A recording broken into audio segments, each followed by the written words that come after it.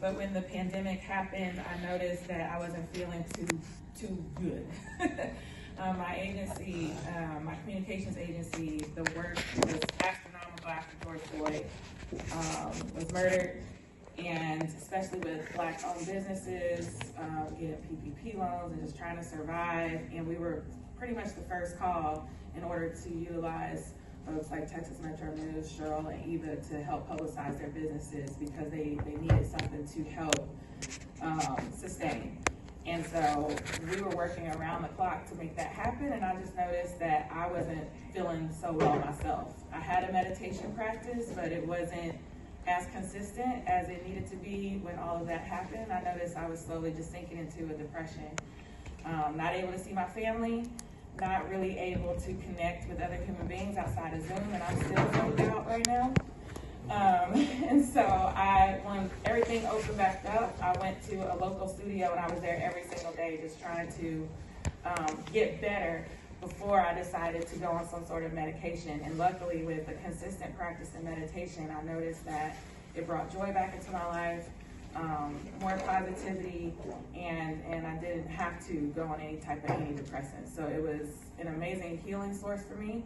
I leaned all the way in, and I now have a small space in Dallas where I provide Reiki healing, breathwork practice, private meditation, and then I teach at many studios across the Metroplex to help people just revitalize and re-energize and hopefully make this a part of their everyday living. So today we're going to do a mindfulness meditation exercise.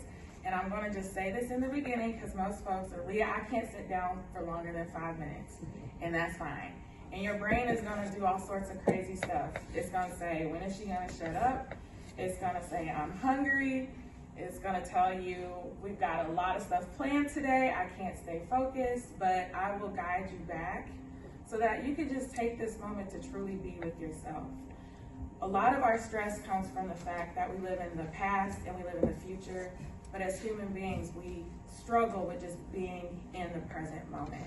And all of the data and the neuroscience and all of that stuff just says, if you can be present and in your body and enjoy just life's little moments in that present moment, you'll be more positive, you'll be more happy, and you'll see more joy. Our stress comes from always striving and striving and striving and worrying about things that haven't necessarily manifested or happened yet. So today we're going to do 2 techniques. We're going to do some mindful breathing to connect us with our breath.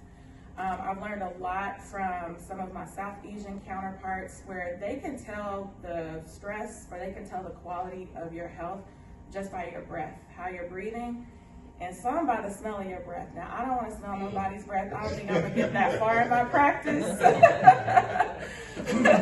But for those that are into Ayurveda, they will tell you, like, I can smell someone's breath to tell the quality of, like, their organ function and how healthy they are.